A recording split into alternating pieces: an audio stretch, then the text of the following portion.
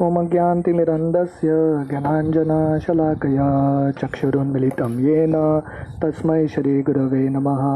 श्रीचैतन्यमनोभीष्टं स्थापितं येन भूतले स्वयं रूप कदा मह्यं ददाति स्वपदान्तिकं। वन्देऽहं श्रीगुरो श्रीयुतः पदकमलं श्रीगुरून् वैष्णवांश्च श्रीरूपं साग्रजातां सहगना रघुनाथान्वितं तं सजीवं साद्वैतं सावधूतं परिजनसहितं कृष्णचैतन्यदेवं श्रीराधा कृष्णपादान् सहगना ललिता श्रीविशाखान्वितंश्च। नमो ॐ विष्णुपादाय कृष्णप्रेष्ठाय भूतले श्रीमते भक्तिवेदान्त स्वामिति नामिने। नमस्ते सरस्वती देवे गौरवाणी प्रचारिणे निर्विशेष शून्यवादी पाश्चात्यदेशतारिणे वंचाकल्पतरुभ्यश्च कृपा सिन्धुभ्येव च पतितानां पावनेभ्यो वैष्णवेभ्यो नमो नमः। जय श्री कृष्ण चैतन्य प्रभु नित्यानंद श्री अद्वैत गदाधर श्रीवासादि गौर भक्तवृंदा। हरे कृष्णा कृष्णा कृष्णा हरे हरे, हरे राम राम राम हरे हरे। हरे कृष्णा। तो कल हम बुद्ध के अवतार के ऊपर चर्चा कर रहे थे कि कैसे बुद्ध आते हैं अहिंसा सिखाने के लिए। तो हमने ये देखा कि परीक्षित महाराज भागवतम में बोलते हैं, निवृत्त तरसे उपगीयमानात् भवोज सदा छोत्र मनोभिरामात् का उत्तम श्लोक गुणानुवादात पुमाम विरजेत विना पशुघ्नात्। तो परीक्षित महाराज बोलते हैं कि किसको भगवान की कथा में रुचि नहीं आती या कौन भगवान का भक्ति ठीक तरह से नहीं कर सकता, जो पशु की हत्या करता है। तो श्रील प्रभुपाद लिखते हैं कि पशु दो तरह के हैं, एक तो जो बाकी जानवरों की हत्या करता है अपने जीवा की संतुष्टि के लिए, और दूसरा जो बहुत इंद्रिय तृप्ति करता है, क्योंकि पशु का दूसरा अर्थ आत्मा भी होता है। तो जो आत्मा को मारता है, भगवान की भक्ति नहीं करता और इंद्रिय तृप्ति करता रहता है, ऐसे व्यक्ति को भगवान की कथा में रुचि नहीं आती। तो हम ये चर्चा कर रहे थे कि कैसे बुद्ध आके अहिंसा धर्म सिखाते हैं, क्योंकि उस समय लोग वेदों के नाम पे हिंसा कर रहे थे, पशुओं को मार रहे थे। तो बुद्ध आके सिखाते हैं कि कौन सा भी रिलीजन है, अगर बेसिक दया नहीं है जीवों के ऊपर तो भगवान की भक्ति कोई कर ही नहीं सकता। राइट, ये सब डोंग है। राइट, दूसरों पशु के ऊपर दया नहीं है पर रिलीजन पालन कर रहे हैं, ये ऊंचा रिलीजन नहीं है, not a very high form of religion. Right, हम सब चाहते हैं कि भगवान हमारे ऊपर दया करें, पर हम दूसरों जीवों के ऊपर दया नहीं करते हैं तो भगवान हम पे दया बिल्कुल नहीं करेंगे। राइट, तो ये बहुत इम्पॉर्टेंट प्रिंसिपल है कि अहिंसा। राइट, दूसरे जीवों का कष्ट न देना। इसलिए श्रील प्रभुपाद जब भी अमेरिका में प्रचार करते थे, प्रभुपाद को एक चीज़ में बहुत मज़ा आता था। वो क्या था, प्रभुपाद अलग अलग क्रिश्चियन प्रीस्ट से डिस्कस करते थे। क्रिश्चियन जो पादरी हैं, बड़े बड़े पादरी है, प्रभुपाद उनसे आके डिस्कशन करते थे और प्रभुपाद एक ही पॉइंट पे उनको पकड़ते थे। तो प्रभुपाद बोलते थे, आपके 10 कमांडमेंट में जीसस ने एक कमांडमेंट है, thou shall not kill, हम दूसरों को मारेंगे नहीं, बाइबल में आता है ये। तो प्रभुपाद बोलते थे, पर आप पशुओं को क्यों मारते हैं? तो वो लोग बोलते हैं कि thou shall not kill का मतलब है मनुष्यों को नहीं मारना चाहिए पर पशुओं को मार सकते हैं। तो प्रभुपाद बोलते थे, अगर जीसस को बोलने का था मनुष्यों को मत मारो, तो जीसस क्राइस्ट बोलते थे thou shall not murder, मैं मनुष्यों को नहीं मारूंगा। किल का मतलब क्या है, अलग अलग पशुओं को। राइट, तो श्रील प्रभुपाद ये उदाहरण देके हमेशा ये पॉइंट एस्टैब्लिश करते थे कि जब तक हम दूसरों जीवों के ऊपर दया नहीं करेंगे, भगवान की भक्ति क्या है, ग्रंथ क्या है, समझ में नहीं आएगा। राइट, तो ये बहुत इंपॉर्टेंट प्रिंसिपल है। राइट, और स्पेशली ये युग में जब इतना सारा अत्याचार होता है, स्लॉटर हाउस को हिंदी में क्या बोलते हैं, कत्ल खाना। राइट, मतलब इतना हिंसा होता है जीवों के ऊपर, वो देख के ही कोई भी अगर आदमी के पास दिल रहेगा वो मांस खाना छोड़ देगा तुरंत। राधानाथ स्वामी उनके जर्नी होम के पुस्तक में एक कहानी लिखते हैं कि कैसे भगवान की भक्ति स्पिरिचुअल लाइफ लेने से पहले उन्होंने मांस खाना छोड़ दिया। एक छोटा सा इंसिडेंट, वेरी स्मॉल इंसिडेंट उनकी ज़िंदगी में हुआ, तुरंत उन्होंने मांस खाना छोड़ दिया, राइट। तो एक बार महाराज जब पहली बार इंडिया में आए थे, पहली बार पाकिस्तान से क्रॉस करके इंडिया में आए थे, तो महाराज दिल्ली पहुंचे थे। और दिल्ली में उनके पास तो पैसा नहीं था, तो एक आदमी महाराज को देख के बोला चलो मैं तुमको खिलाता हूँ। तो रास्ते के साइड में जो गाड़ा था तो वहाँ पे टेबल पे बैठ गए दोनों, और सामने प्लेट आया, खाने का प्लेट। तो पहले बार इंडियन खाना देख रहे हैं वो सामने, तो ये बता रहे हैं कि राइस है, ये दाल है, राइट, ये सब्जी है, वेजिटेबल, और साइड में एक मीट का पीस था, मांस का टुकड़ा था। और उसी समय महाराज के पास एक गाय आती है, महाराज के बिल्कुल गाय और बछड़ा एक आता है महाराज के पास, और महाराज को चाटने लगता है। तो अमेरिका में थे वो इतने साल, 19 साल, तो अमेरिका में गाय बहुत दूर से दिखते हैं क्योंकि रास्ता बहुत हाईवे रहता है, गाय दूर से दिखते हैं। तो पहले बार उनको गाय का जो फीलिंग है इतने पास से महसूस हुआ, राइट। और उनको समझ में आया गाय देखो कितना प्रेम करती है, मुझसे प्रेम करती है और अपने बच्चे से कितना प्रेम करती है। वही जो ये दुनिया का माँ जो अपने बच्चे को प्रेम करती है, उतना ही गाय भी अपने बच्चे को प्रेम करती है। वही इमोशंस ये जानवरों में भी है। तो महाराज ये कनेक्ट जब हुआ, उन्होंने उनके प्लेट पे देखा कि मांस का टुकड़ा है। तो ये जो मैं मांस खा रहा हूँ किसका मांस है? ये पशु जिसके पास दिल है, उसके इमोशंस हैं, उसका खुद का ज़िंदगी है, उसका मांस का टुकड़ा है। तो उस दिन उन्होंने डिसाइड किया मांस नहीं खाऊंगा। तो उन्होंने प्लेट साइड में रख दिया और आदमी को बोला मुझे भूख नहीं लग रहा है, निकल गया उधर से। तो कहने का मतलब है कि अहिंसा पालन करना, उसके लिए गीता क्लासेस आने की ज़रूरत नहीं है। कोई भी कॉमन सेंस रहेगा, किसी के पास बुद्धि रहेगा, नॉर्मल बुद्धि, वो नेचुरली अहिंसा का पालन करेगा। इसके लिए शास्त्र की ज़रूरत नहीं है, राइट, ये बोलने के लिए। पर क्योंकि बुद्ध के समय लोग शास्त्र के कोट करते हुए, वेद को कोट करते हुए हिंसा कर रहे थे, तो आजकल के धर्म में भी यही होता है। हिंदू हो कि मुस्लिम हो कि क्रिश्चियन हो, सब अपना रिलीजन कोट करके हिंसा करते रहते हैं, राइट। तो ये शास्त्र का उद्देश्य नहीं है। जब तक हम दूसरों जीवों के प्रति दया नहीं उत्पन्न करेंगे, जब तक हम दूसरों का दर्द समझेंगे नहीं, दूसरों का दर्द क्या होता है, तब तक भगवान की भक्ति करना बहुत मुश्किल है, राइट। तो इसलिए बुद्ध आते हैं, एक पूरा अवतार लेते हैं भगवान, राइट। क्यों? क्योंकि पशुओं की हत्या को रोकने के लिए। और खुद जो वेद लिखे थे भगवान बुद्ध आके बोलते हैं वो वेद को भूल जाओ। वेद के नाम पे अगर आप हिंसा कर रहे हैं तो ऐसा वेद की ज़रूरत ही नहीं है। तो धर्म के नाम पे हिंसा हो रहा है, ऐसा धर्म की ज़रूरत ही नहीं है, साइड में रख दो, राइट। तो पहला बेसिक धर्म क्या है? Humanity, right. हम जब बेसिक मॉरालिटी नहीं करेंगे, भगवान के बारे में भक्ति बोलते रहेंगे, नहीं होगा। तो बेसिक दूसरों के प्रति सम्मान रखना, रिस्पेक्ट करना, दूसरे की ज़िंदगी को रिस्पेक्ट करना बहुत इंपॉर्टेंट है। अगर हमने किसी का जान नहीं दिया है, हमने प्राणी के ऊपर जान हमने दिया है क्या? लाइफ। अगर हमने किसी को लाइफ नहीं दिया है तो लाइफ निकालने का हमारे पास हक नहीं है। We don't have a right, right. तो इसलिए पहले ज़माने के जो राजा होते थे, प्रजा का मतलब क्या है? सिर्फ मनुष्य नहीं, उनके राज्य में जो भी प्राणी होता था सबका रक्षा करते थे वो।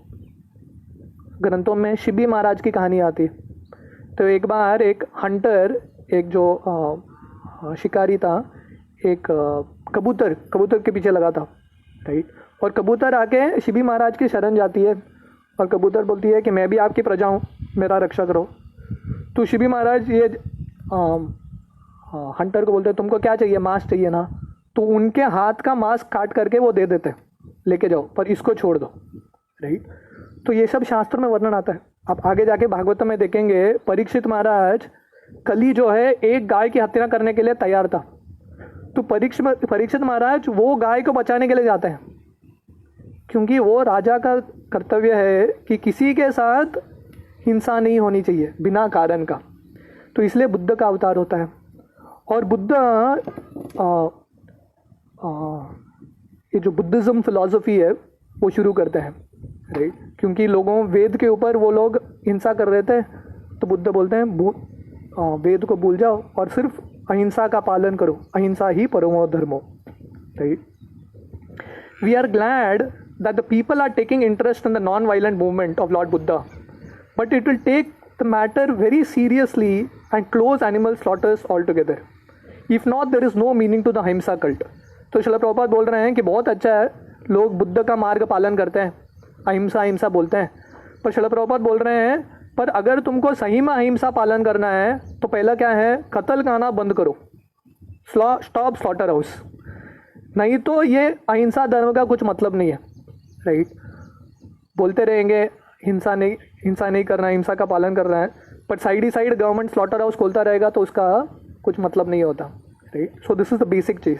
और श्रील प्रभुपाद बोलते हैं कि जब तक हम दूसरों पशुओं के ऊपर हत्या बंद नहीं करेंगे तब तक मनुष्य जीवन में शांति बिल्कुल नहीं आएगा। एक के बाद कुछ ना कुछ आता रहेगा। पहले सार्स था, अभी कोरोना वायरस था, स्वाइन फ्लू था, ऐसा हज़ारों बीमारी आएंगे, कभी ख़त्म नहीं होगा जब तक मनुष्य का जो दिमाग है वो चालू नहीं होगा और उसको समझ में नहीं आएगा कि रूट कॉज क्या है।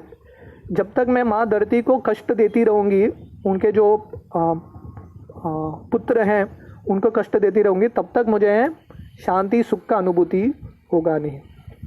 Shrimad Bhagavatam was compose just prior to the beginning of Kali, the age of Kali, 5000 years ago, and Lord Buddha appeared 2600 years ago. Therefore in Shrimad Bhagavatam Lord Buddha is foretold. तो भागवतम कब लिखा गया? 5000 साल पहले। और बुद्ध कब आए? 2600 साल पहले। तो मतलब बुद्ध आने के पहले ही भागवतम में लिखा गया कि कीटकेशु भविष्यति, कि आगे जाके बुद्ध आएंगे। Such is the authority of this clear scripture. इसलिए ग्रंथ इतने क्लियर है, आगे जाके क्या क्या आएंगे सब कुछ मेंशन्ड है। They will indicate the positive standing of Srimad Bhagavatam which is without trace of mistake, illusion, cheating and imperfection, which are the four flaws of the condition souls. तो भागवतम में और बाकी जितने भी साइंस के बुक्स है उसमें फ़र्क क्या है कि भागवतम में कुछ मिस्टेक नहीं होता, कभी भी मिस्टेक नहीं होता, बट साइंस में लोग मिस्टेक करते रहते हैं, राइट। क्यों? क्योंकि साइंस कहाँ से आता है? मनुष्य की बुद्धि से आता है। पर भागवतम क्या है? भगवान से, शब्द ब्रह्म भगवान से आता है, इसलिए कभी इसमें मिस्टेक नहीं होता। जो बोलते हैं भागवतम में वो 100% होता ही है। The liberated souls are above these flaws, therefore they can see and foretell things which are to take place in distant future dates। क्योंकि जो मुक्त आत्मा है उनको ये सब चीज़ नहीं है, उनके पास वो लोग मिस्टेक नहीं करते, वो ब्रह्म में नहीं आते, चीटिंग नहीं करते। तो इसलिए इन लोगों से हमको सुनना चाहिए। अल्टीमेटली हमको किसी न किसी चीज़ पे विश्वास करना पड़ेगा, शास्त्रों पे विश्वास करना पड़ेगा, या जो साइंटिस्ट पुस्तक लिख रहे हैं उनके शास्त्रों पे विश्वास करना पड़ेगा। पर कौन सा साइंस, किस पे विश्वास करना और अच्छा है? भागवतम पे, ग्रंथों पे, क्योंकि ये भगवान से आता है और जो ऋषि मुनि से आता है जो इम्परफेक्शन से परे है, right. So this is Bhagavatam. So the last incarnation, जो 22nd इनकारनेशन, लास्ट इनकारनेशन जो सुत गोस्वामी बोलते हैं, वो कौन सा है? टेक्स्ट 25। अतासो युग संध्यायाम दस्यु प्रायेषु राजसु जनिता विष्णु यशसो नामना कल्कीर Jagatpati. Thereafter, at the conjunction of the two yugas, the Lord of the creation will take his birth as the Kalki incarnation and become the son of Vishnu Yasha. At this time, the rulers of earth will have degenerated into plunderers. तो final जो incarnation है वो कौन सा है? कल्कि। आगे जाके आएगा। तो भगवान की भक्ति ठीक तरह से नहीं करेंगे तो ये अवतार देखने को मिलेगा। और ये अवतार में लीला कुछ होता नहीं है। भगवान उनके घोड़े पे आते हैं और जो दिखता है सामने सबको मार देते हैं, क्योंकि उस समय जो दिखेगा कलयुग के एंड में सब राक्षसी रहेंगे, राइट। तो कल्कि आके सबको ख़त्म करते हैं और तुरंत सत्ययुग शुरू होता है, द लास्ट इनकारनेशन, राइट। तो चैतन्य महाप्रभु, गौरांग महाप्रभु का अवतार को हम सीरियसली लेंगे उनके जो टीचिंग्स को सीरियस लेंगे तो ये अवतार हमको देखने की नौबत नहीं आएगी, ज़रूरत नहीं पड़ेगी। Purport, here is another foretelling of the advent of कल्कि द इनकारनेशन ऑफ गॉड। तो यहाँ पे भी आगे जाके कल्कि अवतार के बारे में अभी बताया गया, यहाँ तक उनके पिता का नाम भी बताया गया, कहाँ पे आएंगे और कौन से जगह पे आएंगे वो भी बताया गया। He is to appear at the conjunction of two yugas, namely at the end of Kali Yuga and the beginning of Satyuga. तो जब कलियुगा एंड होता है, सत्ययुग शुरू होता है, वो जंक्शन में, वो पीरियड में कल के अवतार आते हैं। द साइकिल ऑफ 4 युगास नेमली सत्य, त्रेता, द्वापर एंड कली rotate like the calendar months. तो ये जो 4 युग हैं कैलेंडर महीने की तरह चलता है। कैलेंडर महीने में क्या होता है, जनवरी, फरवरी, मार्च, अप्रैल, ऐसा करके दिसंबर आता है, फिर से जनवरी आता है। या डेज का साइकिल होता है ना, Monday, Tuesday, Wednesday, Thursday, Friday, Saturday, Sunday, फिर से मंडे। तो ये युग साइकिल ऐसा चलता रहता है, सत्य, त्रेता, द्वापर, कली, सत्य, त्रेता, द्वापर, कली, ये चलता रहता है। The present age of Kaliyuga last 4,32,000 years. तो कलियुगा कितना लंबा है, 4,32,000 साल। Out of which only 5,000 years of past after the battle of Kurukshetra and the end of the regime of Parikshit Maharaj. तो अब तक सिर्फ 5,000 साल हुए हैं कलियुग के। और कलियुग कब शुरू होता है, जब कुरुक्षेत्र युद्ध होता है और परीक्षित महाराज राजा बनते हैं, उस समय से कली एंट्री करता है। भागवतम में एंड में वो चैप्टर आता है, राइट। तो कितना बचा है, so there are 4,27,000 years balance yet to be finished. तो कलियुग में 4,27,000 साल अभी भी बाकी है। Therefore, at the end of this period, the incarnation of Kalki will take place as told in the Srimad Bhagavatam. तो ये एंड में 4,27,000 साल के बाद कल्कि भगवान आएंगे। The name of his father is Vishnu Yasha, a learned Brahmana, and the village Shambhala are also mentioned. तो कल्कि अवतार, उनके पिता का नाम रहेगा विष्णु यश, और कौन से गांव में उनका जन्म होगा, शंबल करके गांव है। तो ढूंढ सकते हैं कहाँ पे है गांव, नॉर्थ में है ना। As mentioned above, all these foretellings will prove that to be factual in chronological order. This is the authority of the Bhagavatam. तो ये भागवतम का अथॉरिटी है, एक के बाद एक होता रहेगा। जब शिला प्रभुपाद अमेरिका में गए थे तो प्रभुपाद ने हिप्पीज़ को देखा उधर। हिप्पीज़ पता है, लंबे लंबे बाल थे उनके, कभी कट नहीं करते थे। तो प्रभुपाद बोले आप लोगों का मेंशन ऑलरेडी है भागवतम में। भागवतम में वर्णन आएगा कि कलयुग में लंबे बाल रखते हैं तो उनको बहुत मज़ा आता है, उनको लगता है कि बाल में सुंदरता है, इसलिए आजकल इतना सारा सलून और स्पा है, राइट। तो लोगों को लगता है कि बाल सुंदर रहेगा तो ज़िंदगी सफल है, राइट। 1,000-2,000 रुपये दे के आएंगे बाल सुंदर बनाने के लिए। तो ये कलयुग का लक्षण है, ऑलरेडी भागवतम में मेंशन्ड है। तो यहाँ तक सुत गोस्वामी ने 22 अवतार्स बताए। कौन कौन से अवतार बताए, विल जस्ट समराइज। तो उन्होंने पहले चतुष्क कुमार के बारे में बताया, उसके बाद में वराह देव, उसके बाद देव ऋषि नारद, उसके बाद Nar Narayan Rishi the 9th incarnation, the 10th incarnation Kapil Dev, the 11th Dattatreya, बाद में यज्ञ रुचि और आकृति के पुत्र यज्ञ, बाद में Rishabh Dev 13th incarnation, the 14th incarnation king Prithu Maharaj, बाद में मत्स्य अवतार, कूर्म अवतार, 17th इनकारनेशन धन्वंतरी, मोहिनी मूर्ति, देन नरसिम्हा, बाद में वामन देव, परशुराम, भृगुपति, व्यासदेव, भगवान राम, बलराम और कृष्ण, बुद्ध, और फाइनली कल्कि, राइट। तो ऐसे 22 इनकारनेशंस बोलते हैं लीला अवतार। बाद में टेक्स्ट 26, अवतारा ही असंख्येय हरे सत्व निधे द्विजा यथा विदाशिना कुल्या सरसा स्यु सहस्रशा। अवतारा ही असंख्येय, तो कितने सारे अवतार हैं, असंख्य। ये छोटा सा ट्रेलर दिया है यहाँ पे 22 अवतार्स। हम पहले बचपन से 10 अवतार ही सुनते आए हैं, तो यहाँ पे 22 अवतार्स हैं। तो ऐसे अनगिनत अवतार हैं, इन्यूमरेबल अवतार्स। देखो भगवान कितना अलग अलग अवतार लेते हैं हम सब के लिए, अलग अलग रूप में। हाँ, तो तो इसलिए translation, O Brahmanas the incarnation of the Lord are innumerable like rivulets flowing from inexhaustible sources of water. तो कितने सारे हैं, जैसे हैं अलग अलग छोटे छोटे रिवलेट्स, नदियाँ जाके मेन नदी में समा जाती है, वैसे उतने सारे इनकारनेशंस हैं, अनलिमिटेड, राइट। सो सहस्रश मतलब thousands and thousands of incarnations.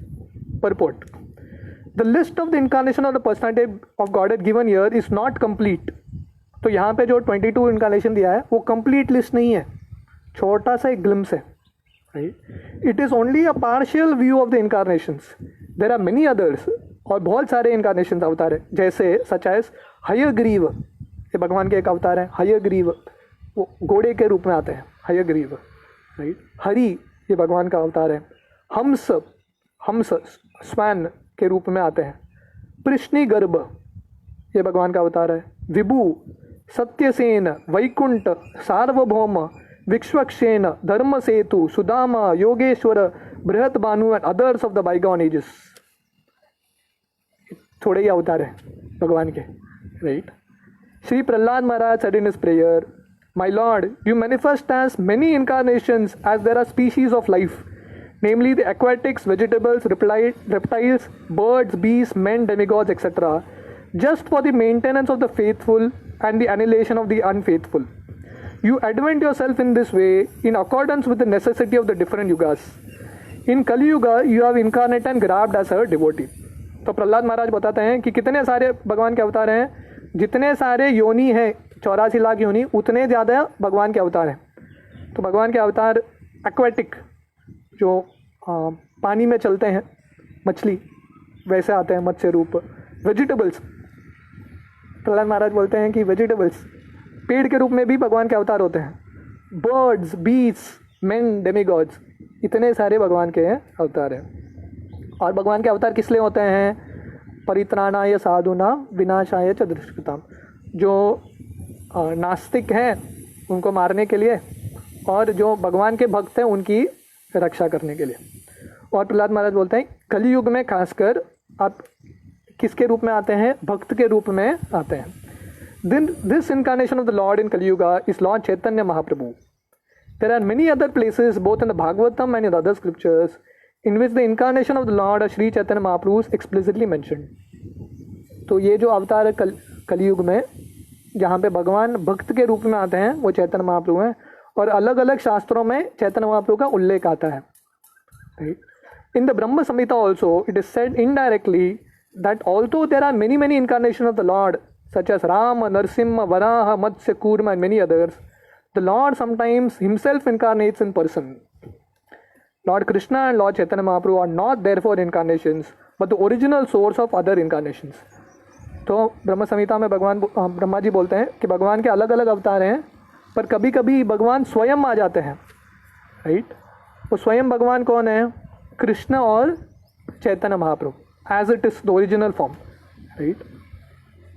This will be clearly explain in the next shloka. ये अगले श्लोक में इसका वर्णन आता है। So the Lord is the inexhaustible source of innumerable incarnations which are not always mentioned.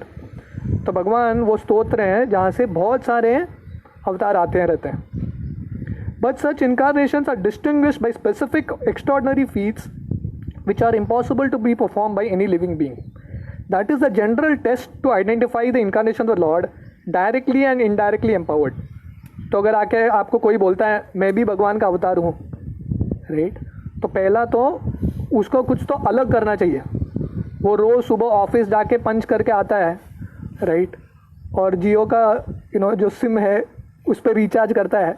ऐसा भगवान का अवतार नहीं होता। भगवान का अवतार कुछ तो स्पेशल करते हैं, राइट। तो रेगुलर काम करेंगे तो अवतार नहीं है, right. Some incarnations mentioned above are almost plenary portions. For instance the Kumaras are empowered with transcendental knowledge. तो ये जो 22 अवतार बताए गए सुत गोस्वामी ने, थोड़े अवतार जो है भगवान के थोड़ा शक्ति है, थोड़े अवतारों का भगवान के बहुत सारे शक्ति है। तो शक्ति के मात्रा जो है अलग अलग है। जैसे Kumara empowered with transcendental knowledge. तो कुमार का अवतार किस लिए है? भगवान का जो ज्ञान शक्ति है उसके स्वरूप है Kumar, Shri Narad is empowered with devotional service. तो नारद भक्ति शक्ति के अवतार हैं, राइट। तो उनके पास शक्ति है दूसरों को भक्ति देने के लिए। Prithu Maharaj is an empowered incarnation with executive function. तो पृथु महाराज किसके अवतार हैं? भगवान के जो राज्य करने का, राज्य चलाने का वो सिखाते हैं, हाँ, रूलिंग या administrative function. The Matsya incarnation is directly a plenary portion. So there are innumerable incarnations of Lord are manifested all over the universes constantly without cessation as water constantly flows from waterfalls। जैसे waterfall से पानी continuously बहता है। अब हिमालय जाएंगे तो गोमुख है, गोमुख से गंगा कंटिन्यूसली बहती है, कभी रुकती नहीं है। तो वैसे भगवान का इनकारनेशंस अवतार जो है अनगिनत आता रहता है, कंटिन्यूस, राइट। टेक्स्ट 27। ऋषयो मनवो देवा मनुर्पुत्रा महोजशा कला सर्वे हरेरेव सप्रजाया पतया स्मृता। All the rishis, Manus, demigods and descendants of Manu who are especially powerful are plenary portions or portions of the plenary portions of the Lord. This includes the Prajapatis. Purport. Those who are comparatively less powerful are called Vibhuti, and those who are comparatively more powerful are called Avesh incarnations. तो भगवान के ये 22 लीला अवतार छोड़ के भगवान के और अनेक सारे अवतार हैं। जैसे विभूति अवतार भगवान के गीता के 10वें अध्याय में विभूति योग है। तो भगवान बहुत सारे अलग अलग विभूति बोलते हैं।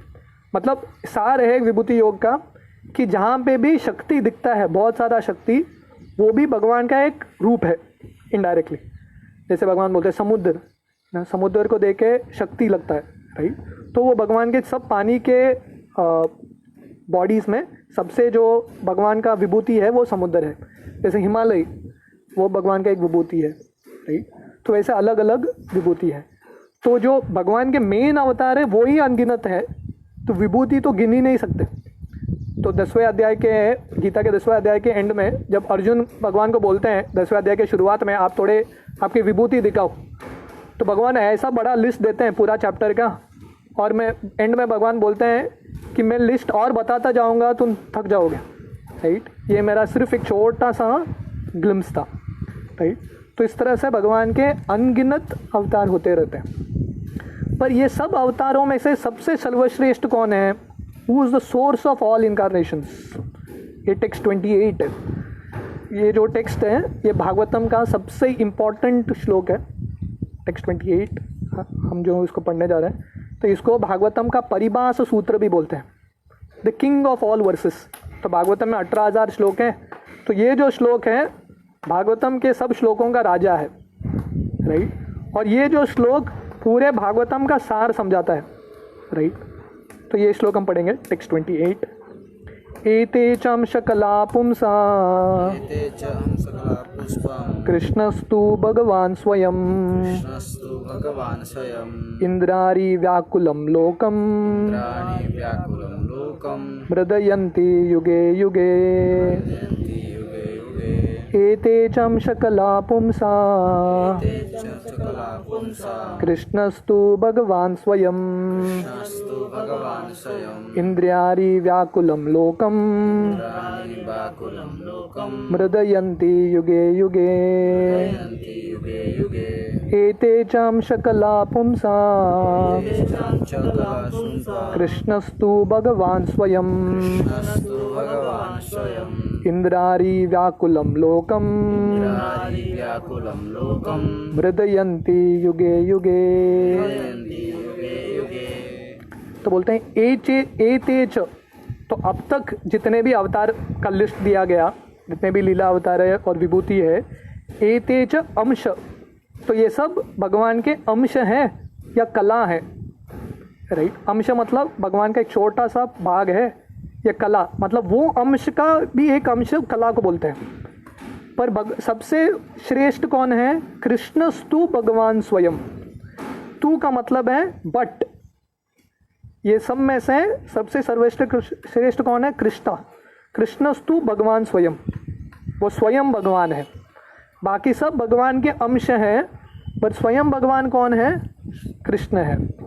और किस लिए आते हैं कृष्ण? इंद्रियारि व्याकुलम लोकम हृदयंती युगे युगे। और ये सब अवतार जब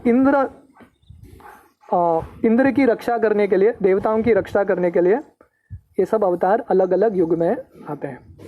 तो ये जो श्लोक है भागवतम का सार है, क्योंकि ये बताता है कि सब अवतारों में से सबसे सर्वश्रेष्ठ कृष्ण है।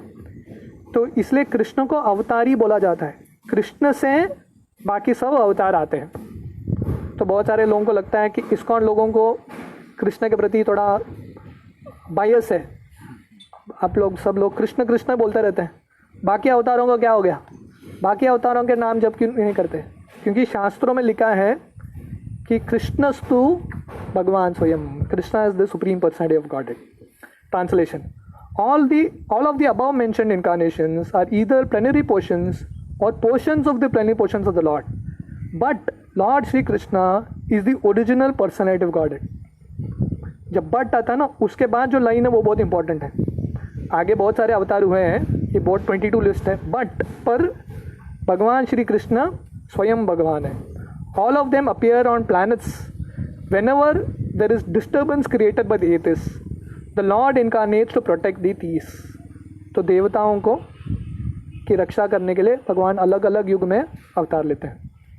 तो इसका जो परपोर्ट है, प्रॉपर बहुत लंबा एक परपोर्ट देते हैं क्योंकि सबसे इम्पोर्टेंट श्लोक है। तो ये शाम के सेशन में हम ये परपोर्ट डिस्कस करेंगे। हरे कृष्णा।